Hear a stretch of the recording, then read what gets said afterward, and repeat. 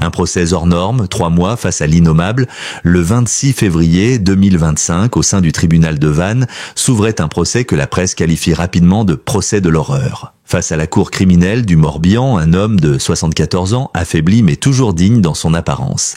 Joël Le Skwarneck, ancien chirurgien de renom, aujourd'hui accusé d'avoir commis l'un des plus grands scandales pédocriminels jamais jugés en France. Les chiffres parlent d'eux-mêmes. 299 victimes identifiées, parmi lesquelles une écrasante majorité de mineurs, et des faits s'étalant sur plus de 30 années de carrière dans divers hôpitaux français. Le silence de 3 décennies s'effondre enfin sous le poids d'un dossier tentaculaire, fruit d'années d'enquête, de signalements étouffés et de témoignages longtemps muselés. Le procès, hors norme à tous égards, s'est tenu pendant plus de 12 semaines, rythmé par la lecture glaçante des faits, les auditions de victimes devenues adultes, les expertises psychiatriques et les plaidoiries de la défense et des parties civiles. L'intensité émotionnelle de ce procès est telle que certains journalistes, avocats et jurés eux-mêmes déclarent avoir eu besoin de pauses régulières pour reprendre souffle, tant les récits entendus sont insoutenables. Dans la salle d'audience, on ne compte plus les larmes, les silences figés, les regards au sol. Tout au long des débats, l'homme au centre de cette affaire reste discret.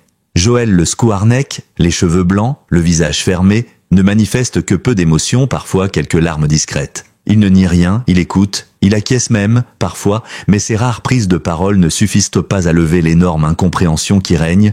Comment un homme, un chirurgien respecté, un professionnel du soin, a-t-il pu commettre des actes aussi monstrueux sur des enfants, parfois ses propres patients, voire des membres de sa famille? Lors de la dernière journée d'audience, ce lundi 26 mai 2025, l'accusé prend enfin la parole. Une dernière déclaration, longue de quelques minutes seulement, mais lourdement symbolique. Il ne plaide pas l'innocence, il ne demande pas la clémence, ses mots sont pesés, comme s'ils avaient été écrits longtemps à l'avance.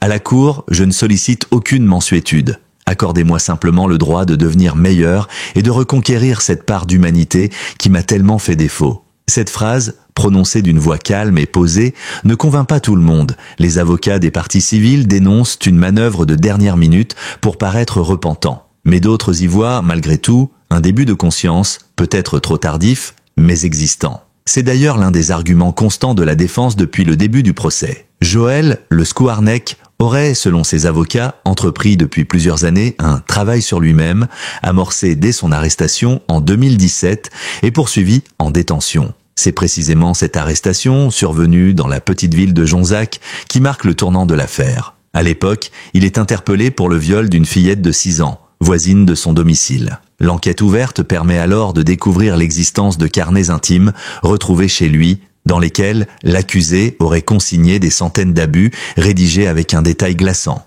Le choc est immédiat. Très vite, des dizaines de victimes sont identifiées, puis des centaines. À l'intérieur de ces carnets, Joël Le Skwarneck note les prénoms, les dates, les circonstances. Certains épisodes décrits concernent des enfants soignés à l'hôpital, d'autres des jeunes voisins ou encore des proches. La précision des écrits fait froid dans le dos. Ce ne sont pas de simples fantasmes, mais bien des actes commis et relatés avec une froideur clinique. Lors de l'audience, l'un des psychiatres experts rappelle « Nous sommes face à un profil rare, complexe, où la perversion n'est pas seulement sexuelle mais profondément ancrée dans le besoin de domination, d'appropriation de l'autre, dans sa plus grande vulnérabilité. » L'expertise ajoute que malgré sa coopération apparente, l'accusé reste un homme potentiellement dangereux. Malgré tout, la défense s'efforce de montrer que l'homme a changé. Mekurzawa, son principal avocat, répète devant la cour que son client ne cherche pas à échapper à sa peine, mais qu'il désire comprendre, réparer et si possible transmettre une forme d'alerte pour éviter d'autres drames semblables. Un propos qui suscite la colère chez plusieurs victimes. L'une d'entre elles, en larmes, s'exclame à la barre « Comment peut-on parler de réparation? Il m'a volé mon enfance. Ce qu'il m'a fait, c'est irréversible. » Dans la salle, certaines victimes viennent accompagnées de leurs proches. D'autres sont seuls, affrontant leur bourreau après 30 ans de silence. La plupart ont attendu ce procès comme une délivrance. Pour elles, l'important n'est pas la peine, mais la reconnaissance. Le fait d'avoir été entendue, crue, comprise. Un homme raconte « À l'époque, j'ai parlé, personne ne m'a cru, même pas mes parents. Aujourd'hui, la justice me donne enfin raison. » Ce procès, bien plus qu'une affaire judiciaire, s'est transformé en acte collectif de vérité. La société, à travers ses institutions, a regardé en face un monstre qu'elle n'a pas su voir ou qu'elle a préféré ignorer. Et désormais, elle doit répondre « Comment cela a-t-il été possible ? Pourquoi aucun hôpital, aucune autorité de tutelle, aucun collègue ne s'est véritablement dressé face à cet homme ?» Un double visage glaçant, le chirurgien et le prédateur. Dans le box des accusés, Joël Le Skouarnek garde une posture rigide, presque impassible. Pourtant, c'est bien lui que la cour criminelle du Morbihan juge. Un homme à double visage, un médecin respecté et un prédateur sexuel méthodique qui a abusé de sa position de pouvoir pour perpétrer des violences inavouables. Comment concilier cette dualité ? Comment expliquer qu'un homme capable de soigner, de sauver des vies sur une table d'opération puisse aussi s'attaquer à des enfants dans les couloirs de ces mêmes hôpitaux ? Ce paradoxe est au cœur des débats, car Joël Le Skouarnek n'était pas un marginal ni un inconnu. Bien au contraire, il faisait partie de l'élite médicale provinciale. Chirurgien digestif, spécialiste de l'abdomen, il avait acquis une solide réputation au fil des années. Affecté dans plusieurs établissements, Vannes, Lorient, Blois, Jonzac, il était perçu comme un professionnel discret, appliqué, parfois jugé distant mais compétent. Rien dans son comportement public ne laissait présager ce que ses carnets intimes révéleraient bien plus tard. Ce sont précisément ces carnets, retrouvés à son domicile en 2017, qui ont déclenché l'explosion de l'affaire. À l'intérieur, des centaines de récits classés par ordre chronologique,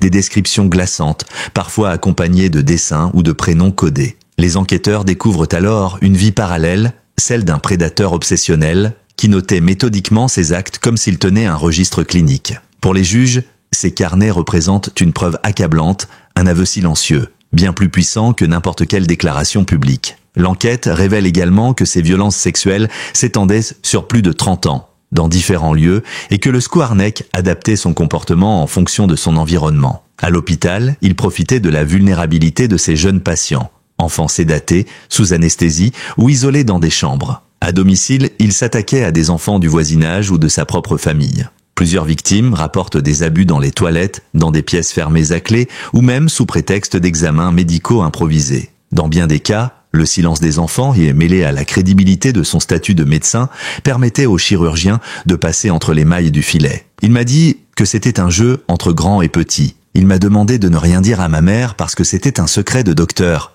témoigne une victime aujourd'hui âgée de 29 ans. Le système de défense de Joël Le Skouarnek repose sur l'acceptation totale de sa culpabilité. À aucun moment ses avocats ne cherchent à nier les faits. Mieux encore, ils insistent à plusieurs reprises sur la volonté de l'accusé de faire face à ses actes. Mais Kurzawa explique que son client est un homme brisé qui n'a plus aucune illusion sur son avenir, mais qui cherche aujourd'hui à comprendre ce qu'il est devenu et pourquoi. Pour la défense, la question centrale n'est donc pas de savoir s'il est coupable, mais comment il en est arrivé là. Cette ligne provoque l'indignation de nombreuses victimes, car si l'introspection de l'accusé peut sembler sincère à certains moments, elle ne fait pas oublier l'ampleur du désastre causé. « Je me fiche de son cheminement personnel », déclare une femme victime à la barre. « Ce qu'il m'a volé, il ne pourra jamais le réparer même avec toutes les bonnes intentions du monde. » Mais la défense insiste.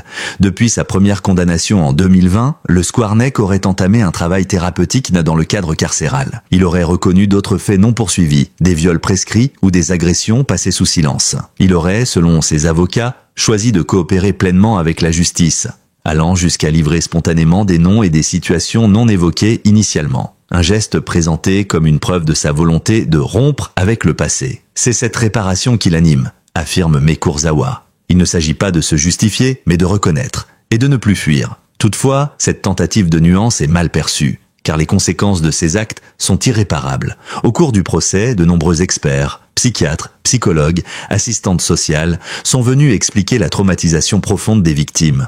Troubles anxieux, dépression chronique, addiction, échecs scolaires, relations amoureuses impossibles. Les témoignages dressent le portrait d'une génération brisée, marquée à vie par des abus enfouis, parfois niés, souvent ignorés.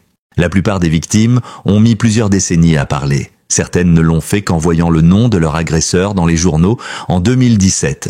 D'autres ont d'abord cru être seuls, anormales, responsables. Le sentiment de honte, couplé à l'omerta familiale ou médicale, a empêché pendant longtemps toute forme de parole. C'est pourquoi ce procès représente pour beaucoup une forme de libération, voire de renaissance. J'ai 45 ans, et pour la première fois de ma vie, je me tiens debout, dit un homme à la barre, la voix tremblante. Il m'a détruit, mais aujourd'hui c'est moi qui parle. C'est lui qui écoute. Une autre victime raconte que sa mère, hospitalière elle aussi, avait défendu le Skouarnek bec et ongles à l'époque, incapable de croire son propre enfant. Aujourd'hui, elles assistent ensemble au procès. Le traumatisme a traversé les générations, les familles, les institutions. Ce procès révèle aussi les failles systémiques, le silence des collègues, la négligence des administrations, l'incapacité de certaines structures à détecter l'inacceptable. Plusieurs témoins évoquent des attitudes bizarres, des rumeurs, des blagues déplacées que personne n'a jamais osé signaler. L'ampleur des faits met en évidence une culture du silence, renforcée par le prestige du médecin, sa blouse blanche et le poids de la hiérarchie hospitalière. Une justice face à l'abîme, 841 questions pour un verdict historique. Le procès Le Skwarneck, en se refermant, ne se contente pas de juger un homme. Il met en accusation tout un système. Un ensemble d'institutions, médicales, judiciaires, sociales, qui ont failli parfois de manière dramatique. La cour criminelle du Morbihan a été confrontée à un vertige inédit. 841 questions à examiner pour déterminer la culpabilité ou l'innocence partielle de l'accusé sur chaque chef de viol ou d'agression sexuelle. C'est un travail titanesque, presque inhumain, mais à la hauteur de l'atrocité des faits. Le verdict est attendu ce mercredi et il fera date quoi qu'il en soit. Ce que les débats ont révélé, c'est qu'une multitude de signaux d'alerte ont été ignorés, minorés ou carrément étouffés. Dès les années 1990, des parents alertaient à certains établissements sur des comportements déplacés de Joël Le Skwarneck.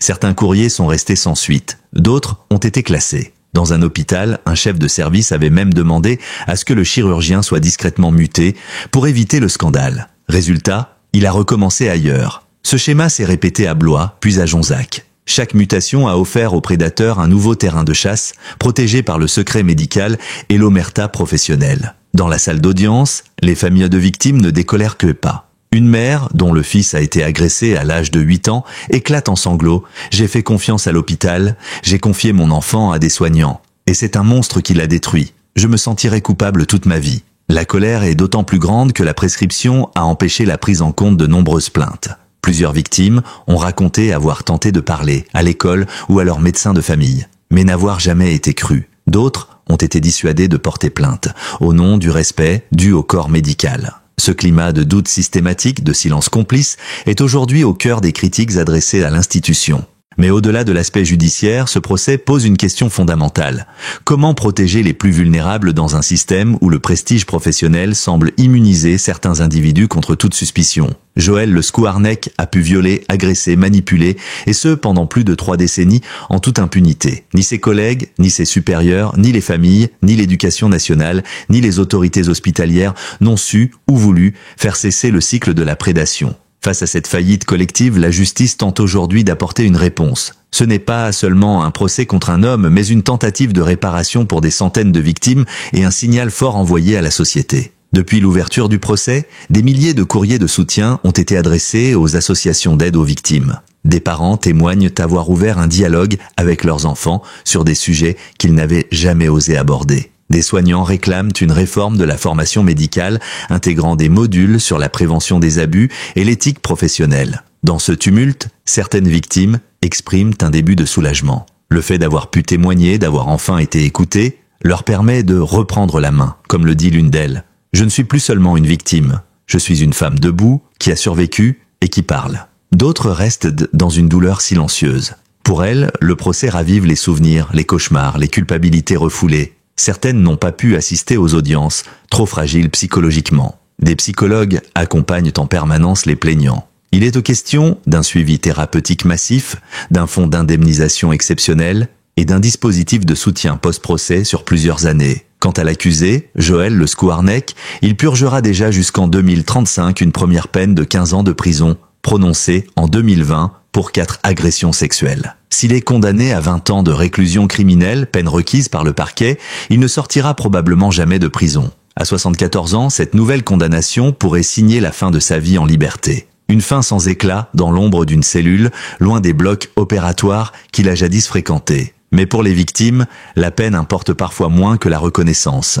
Ce qu'elles attendent, c'est que le verdict affirme haut et fort que ce qu'elles ont vécu était réel, inacceptable et impardonnable. C'est aussi une manière de dire à la société « Cela peut arriver partout, même dans les lieux supposés les plus sûrs. Et surtout, cela ne doit plus jamais arriver. » Car ce procès, au fond, est un miroir tendu à toute une société. Il nous oblige à regarder ce que nous préférerions ignorer. La capacité de l'humain à dissimuler l'horreur derrière la normalité, à porter une blouse blanche le jour et abuser d'un enfant la nuit. Il nous rappelle que la vigilance, l'écoute et le courage de la parole sont les seuls remparts contre la barbarie. Le verdict attendu ce mercredi ne refermera pas les plaies. Il ne rendra pas l'innocence perdue, Mais il pourra peut-être, à sa manière, offrir une première justice, une reconnaissance, une lumière dans les ténèbres. Merci d'avoir suivi cette enquête approfondie. Pour lire d'autres récits de justice, de société et d'investigation, pensez à vous abonner à notre chaîne et à partager votre avis en commentaire.